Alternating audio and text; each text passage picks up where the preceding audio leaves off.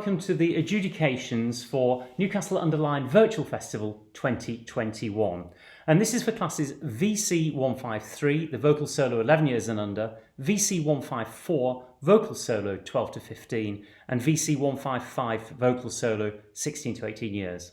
First of all, thank you all for performing. I really thought the standard was very high, and I greatly enjoyed all the singing which I've listened to. Some really good teaching going on here. What's interesting about singers is, of course, you've nothing to hide against. You really are giving something of yourself. You've no oboe like I have to hide behind. It is you, and it's about developing that confidence as much as anything, and being able to communicate that to your audience. Now, I have to say, all of you sang very confidently and are doing very well indeed. Some really mature approaches coming along here.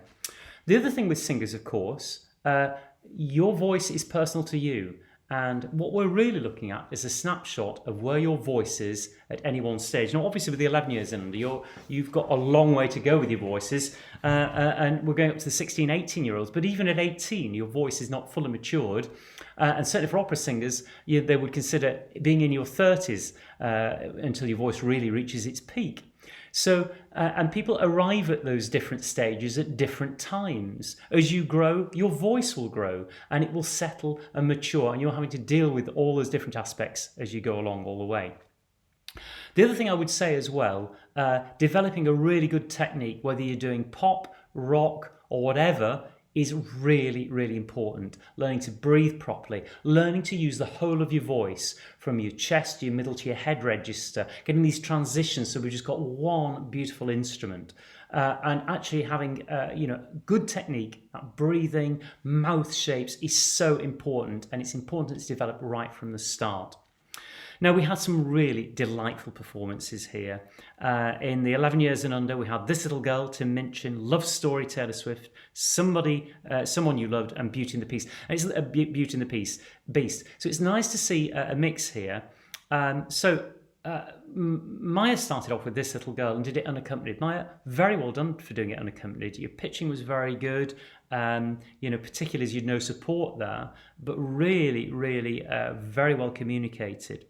Love Story, Ria, well done on this one. It would be lovely to hear you do some other music as well, rather than just pop music. I don't know that you do sing other things, but please do explore other genres. I don't know if you've got a singing teacher, whether it's something you just entered yourself, but we really want to see that voice developed, and you might need a little bit of guidance in that one. Tara, Someone You Loved, again, a pop song again here. Just be careful when we're doing pop songs, we don't end up copying the artists themselves. I want to hear your voice and not copying somebody else. Yes, we learn by copying, but again, this is about developing your own voice and developing songs which are appropriate for your voice where it is at the minute. And then we have Molly with Beauty and the Beast, the Alan Menken. Again, lovely to see these Disney ones. I think the great thing about the Disney music is that students generally associate, they understand the context of the piece and are able to really characterize very well. Now, talking about characterization, of course, in words, you're telling a story. In a song, you're doing the same thing. And what I want to see then is that facial engagement, really telling me that story, bringing me in. The eyes say an awful lot. Your facial expression, how much you can use it, even to the point of exaggeration nearly. But also, those big mouth shapes are really going to help resonance and diction, of course, to get their words clear. Then we had in VC 154, we got more mature voices here. We had Elizabeth with Once You Lose Your Heart. A lovely song, this, and very well done. And then we had Olivia with A Different from Honk. A great fun song, this one. So well done to both of you. And here we saw more maturity in the way you approached it, and a greater sense of characterization and confidence, which of course comes with age. And then in VC 155, we had Nina's Sea Fever, John Island, a beautiful piece. Josie with Money Oh, Michael Head. Really technically very difficult here, lots of words in it. Jessica doing I Have Nothing, Whitney Houston. Again, Jessica, just be careful here with Whitney's song. She's a big voice. I want to see more of what your voice is like. But some really good singing going on here, some good teaching. Thank you all very much indeed. All of them had a lot to offer and I so enjoyed, so well done. But here are the first places. I should say here, when I'm adjudicating, there is a personal and a subjective feeling to this one. So these are how these pieces touch me. I'm also looking at, the technical aspects and how well you use your voice to actually bring out that song.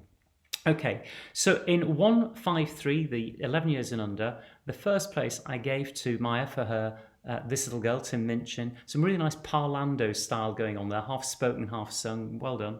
In VC 154, the 12 to 15, I gave 2 very high marks here, but Elizabeth, I gave that to you. I thought really well developing technique here, as you did, Olivia, but I felt I just had the edge. And in VC 155, I gave first place to Nina for her Sea Fever, John Ireland. Again, very adept singing with all these 3, all very close in marks. Thank you all so much. Keep singing, and do please take every advantage you can when we can to sing in choirs and ensembles. We want to see you next year. Thank you very much indeed, all of you.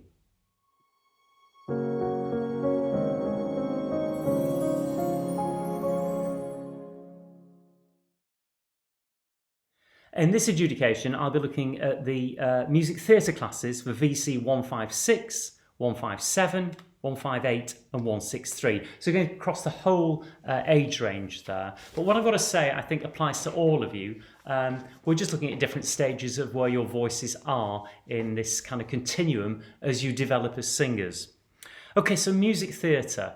Music theatre, here we're really expecting to see a little bit more stage movement, perhaps props used, rather than just the sung version of it. Of course, as a singer, you can get away, there's a slight crossover here between the actual traditional singing and the theatre side of it. But, the two go hand in hand. But I would expect to see you in music theatre to see a little bit more of that body movement, the way you use your hands expressively. Again, I would see that in the other classes, but here we're looking at repertoire which is specifically designed for being done on the stage. Now, all of you, very well done. It was a delight to see such a broad range of age groups. So going right down from the younger singers at 11 years and under, doing some lovely repertoire here, right up to some very mature, very challenging repertoire at the older age group in the open class. All of you, singing is about communication. And as I said in the previous class, this is about using your face, about really emoting, showing me you understand those words and telling me that story. And you all did that to a greater or a lesser extent. The other thing, this is backed up by the technical aspect of singing, open mouth, support, using registers all the way up and down. So your chest, your middle, your head register, getting a blend in those. And then thinking about musical considerations such as expression and phrasing, all that kind of stuff which comes together to give the performance. Now, in VC 156, we had Molly with her Ugly Bug Ball, Chloe with her Sayonara, and Maya with her Quiet, Tim Minchin. 3 really lovely songs here, all very well done, animated singing all the way through. I actually gave first place in that class to Chloe for her Sayonara from How to Eat Like a Child, John Forster. Really nice performance here, as the others were. Can I just mention here, when I'm choosing first places, this is about celebrating you as performers. And yes, I'm asked to do a first place, but actually there's a slightly subjective element in this because, of course, if I listen on another day or the music might just come across differently to me or a different adjudicator might come with a different opinion, this is a very personal thing. So please don't be offended if you don't get the first place, but very good, all of you. In 157, Eloise gave me I'd Rather Be Me from Mean Girls, and Olivia, Once You Lose Your Heart. 2 really big numbers here. Very well done, both of you. Accomplished singing. I'm not going to go into much more detail because you've got all the adjudication sheets. And I spent quite a lot of time talking about those. The adjudication sheets are there really to say what's good about the performance, and hopefully give you 1 or 2 pointers perhaps about ways you might think about improving it. And again, that's something to discuss with your teacher. In first place though, I gave that to Olivia. Again, very well done. In VC 158, we had Nina with Practically Perfect and Josie with Don't Rain on My Parade. Nina's Practically Perfect was practically perfect. Very good enunciation, real Julie Andrews style on that one. Very much enjoyed it, but both, likewise Josie, really, it's a big number, this one. Don't Rain on My Parade, very big number, and you tackled it really well. So well done to you. But I actually gave first place in that class to Nina for her Practically Perfect. Very polished singing.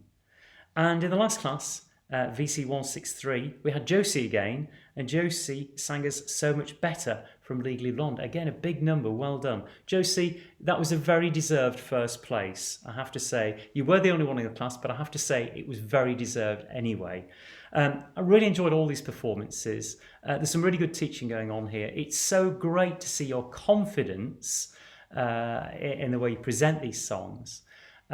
Really lovely. Thank you all very much indeed. Please, please, please, please, please take part next year. We want to have you back. We want to see those voices develop. We want you tackling new repertoire and really challenging yourselves. Thank you all very much indeed.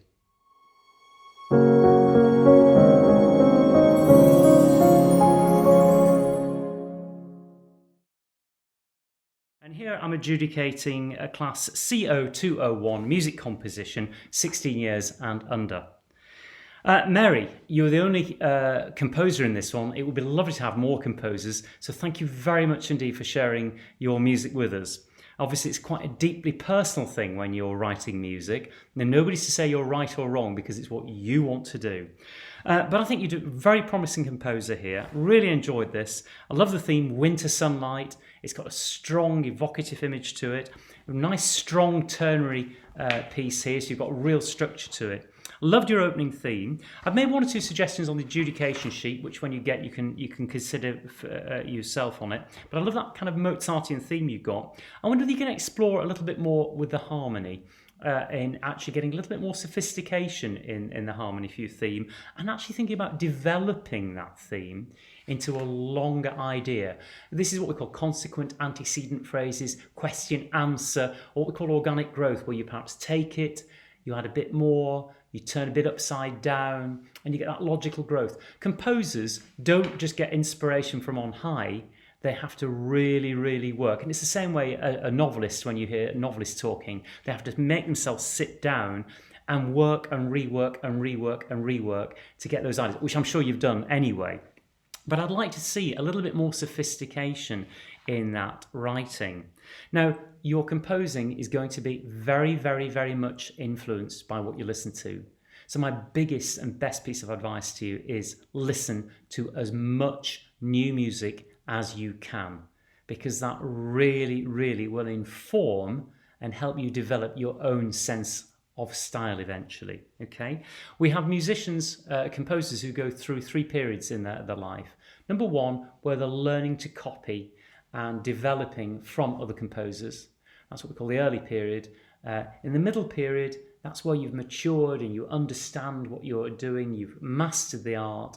And then the late period in composer's life is where they really push forward. And you can see that in the life of Beethoven or Haydn or Mozart. We talk about early, middle, late works. So you're at the stage of developing these ideas and just assimilating loads and loads of music. And clearly, the classical influence has come here. But interestingly, we've got a much more sophisticated middle section where you really begin to explore far more outlandish things which work really well.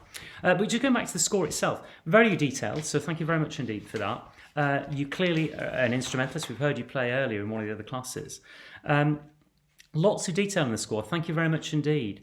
I just wonder with the harmonics and things, whether you're better leaving those for the middle section where you really want to get that cold sound and keeping this jolly opening giacoso movement that you've got here, section, with the more traditional way of playing the instruments. The other thing I'd like to consider as well when you're developing this opening passage is actually thinking about the harmonic scheme behind it, having a strong sense of harmony between each bar and between the whole section, because that will really help tighten up what you've written in the first section. Sorry about my phone going in the background, by the way. I think you've done a really good job on this. I've made 1 or 2 suggestions in the adjudication, but suffice to say, you got first place. Very well done. We want to see more compositions next year. Thank you very much indeed.